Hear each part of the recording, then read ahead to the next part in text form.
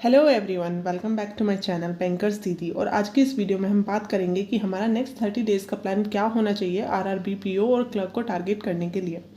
तो ये वाला जो मैंने प्लान बनाया है ये कॉम्प्रिहेंसिव प्लान है, इसमें प्रीलिम्स मेंस दोनों इंक्लूड है। तो सबसे पहले हम बात करेंगे कि हमें कौन सी चीज़ें डेली फॉलो करनी है। एडिटोरियल और न्यूज़पेपर रीडिंग।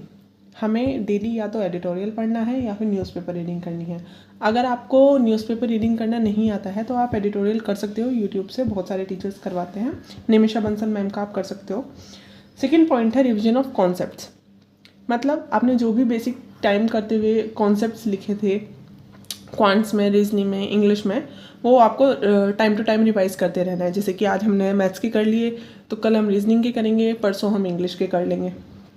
अड्डा डेली फ्री क्विज, जो अड्डा की डेली की फ्री क्विज आती हैं वो लगाना बहुत इंपॉर्टेंट है, क्योंकि उससे आपकी स्पीड जो है बहुत बूस्ट हो जाएगी और आप बिल्कुल नहीं डरोगे एग्जाम में क्वेश्चन करते हो और आपका टाइमली सारा पेपर हो जाएगा।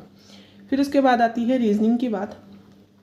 अगर हम सब्जेक्ट वाइज बात करें तो रीजनिंग में हमें डेली क्या करना होगा, या तो हम 4 प्री लेवल के पजल करेंगे और मेंस की पजल करेंगे, या फिर सीटिंग अरेंजमेंट के 4 प्री लेवल करेंगे और एक मेंस लेवल कर लेंगे।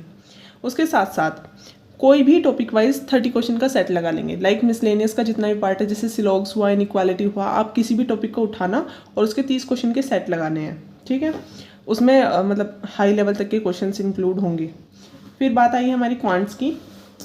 तो क्वांट्स में आपको डेली क्या करना है, 4 प्री लेवल की डीआई लगानी है और एक मेंस लेवल की डीआई लगानी है।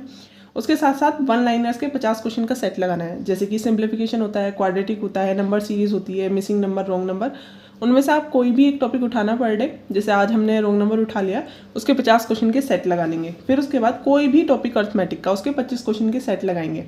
मतलब जिसमें थोड़े कुछ ईजी होंगे, थोड़े मॉडरेट होंगे और थोड़े हाई लेवल क्वेश्चन होंगे। इससे हमारी अर्थमेटिक प्रिपेयर होती चलेगी और मेंस के टाइम पे हमें ज़्यादा बर्डन नहीं पड़ेगा।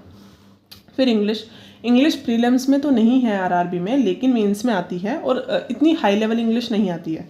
तो आप सेक्शन लगाओगे वीक में 2 बार या फिर 1 बार और रीडिंग करते रहोगे, रूल्स रिवीजन करते रहोगे तो आपकी इंग्लिश ईजिली हो जाएगी। अब जो कंप्यूटर, बहुत बच्चे गलती क्या करते हैं, कंप्यूटर छोड़ देते हैं और एंड टाइम पे पढ़ते हैं, जबकि कंप्यूटर हमारा बहुत स्कोरिंग होता है। ठीक है, तो इसके लिए आपको एक चैप्टर वीकली बेसिस पे कंप्लीट करना है। जैसे कोई भी आपका टॉपिक हुआ, एमएस वर्ड हुआ, तो आपको एक वीक में वो अच्छे से ख़त्म कर देना है, उसके क्वेश्चंस वगैरह, क्विज वगैरह सब कुछ लगा के। ठीक है, उसके बाद आती है हमारी करंट अफेयर और बैंकिंग अवेयरनेस की बात। अगर आपने बैंकिंग अवेयरनेस बेसिक से कर लिया है तो बहुत अच्छी बात है, आप उसका रिवीजन करोगे। और अगर नहीं किया है तो वीकली एक चैप्टर आपको कंप्लीट करना है। ज़्यादा बर्डन भी नहीं पड़ेगा और कंप्लीट भी हो जाएगा, क्योंकि ये करना बहुत इंपॉर्टेंट है। आपको लॉन्ग टर्म में, लाइक इंटरव्यू वगैरह में, इससे क्वेश्चन पूछे जाते हैं, तो ये आपको आना चाहिए। क्योंकि बहुत सारी करंट अफेयर की जो न्यूज़ होती है वो बैंकिंग से रिलेटेड होती है, तो आपको उसको समझने के लिए बैंकिंग अवेयरनेस आना चाहिए।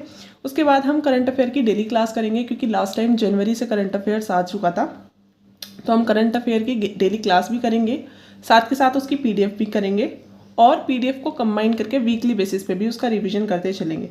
ठीक है, और अगर आप कहीं से वीकली पढ़ रहे हो तो आप वीकली करते चलो। मतलब मेन ये है कि आपको करंट अफेयर्स पढ़ के चलना है। अगर आप वीडियो से कंफर्टेबल हो तो वीडियो से करो, पीडीएफ से कंफर्टेबल हो तो पीडीएफ से करो। बल्कि मेरा सजेशन यही रहेगा कि आप पहले एक वीडियो क्लास लो, उसके बाद उसकी पीडीएफ पढ़ो और वीकली उस पीडीएफ को रिवीजन कर लो। इससे आपको मेंस टाइम पे बर्डन नहीं लगेगा ज़्यादा। अब हम अगर ऐसा थोड़ा थोड़ा सिलेबस मेरा बचा हुआ है और मुझे वो भी कंप्लीट करना है, तो अभी हम क्या कर सकते हैं, 3rd डे बेसिस पे मॉक लगा सकते हैं। मतलब 2 दिन छोड़ के तीसरे दिन हम मॉक लगाएंगे। और अगर हमारा सिलेबस कंप्लीट हो चुका है, बस हमें तैयारी करनी है अच्छी और प्रैक्टिस करनी है, तो उसलिए हम डेली मॉक लगाएंगे।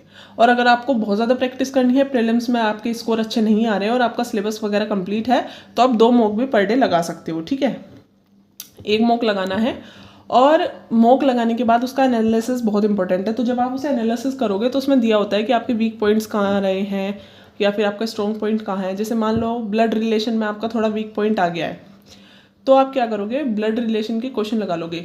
मतलब उस टाइप के 10, 15, 20 जितने भी आपके मैक्सिमम पॉसिबल हो, आप वहाँ से क्वेश्चन प्रैक्टिस कर सकते हो। तो ये ओवरऑल हमारा 30 डेज़ का प्लान है।